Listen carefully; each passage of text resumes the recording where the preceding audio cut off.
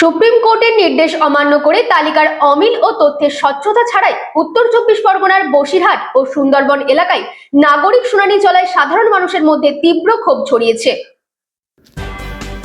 Supreme কোর্টের নির্দেশ অমান্য, লজিক্যাল ডিসক্রিপেন্সি তালিকা নেই হিয়ারিং সেন্টারে, প্রশ্ন নাগরিকদের। এ বিষয়ে প্রশাসনিক আধিকারিকরা কোনো কথা বলছেন না।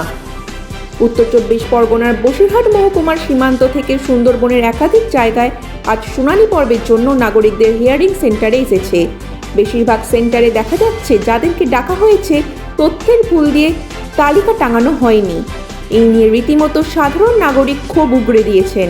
তারা বলছেন, সুপ্রিম কোর্টের নির্দেশ রয়েছে যেখানে কেন এখনো শুনানি পর্বে এসে দেখছি কী জন্য ডাকা হয়েছে সেই তথ্যের তালিকা দেওয়া হয়নি। বসিরহাটের 2 নম্বর ব্লকের বিডিও অফিসের খোলাপোতা ফুটবল মাঠে 7টি গ্রাম পঞ্চায়েতের কয়েক হাজার সাধারণ নাগরিক শুনানি পর্বে লম্বা লাইন দিয়ে ভিড় জমিয়েছে, কিন্তু তাদেরকে যে কী কারণে ডাকা হয়েছে সেই তথ্য তাদের কাছে নেই, যেখানে সুপ্রিম কোর্টের নির্দেশ দিয়েছিল 3 দিনের মধ্যে সেই লিস্ট টাঙানো হবে। Bureau report, রাতদিন news network.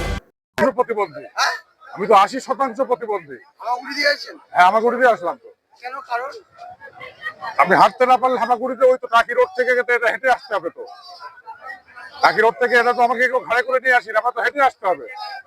Hearing সেন্টারে এই যে এই যে নির্বাচন কমিশনে এটা কি আপনারা মেনে নিতে পারছেন মন থেকে?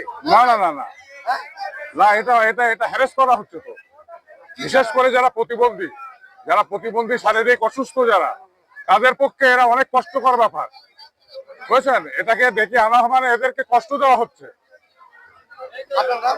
আমার নাম আমিরুল ইসলাম। বয়স কত? কষ্ট হচ্ছে, কেন? পা খারাপ, পা খারাপ। চলতে পারো না? না, বাড়িতে কি নোটিশ পাঠিয়েছিল? হ্যাঁ, কি জন্য আসতে বলো? বাড়ি রসিদ পাঠাচ্ছে, হ্যাঁ, আসছে। তোমাদের বাড়ি গিয়ে হিয়ারিং করার কথা ছিল, সেটা হয়নি? না হ্যাঁ? না, কষ্টটা আসতে হচ্ছে, কষ্টটা আসতে হচ্ছে। কোন না? কোন না?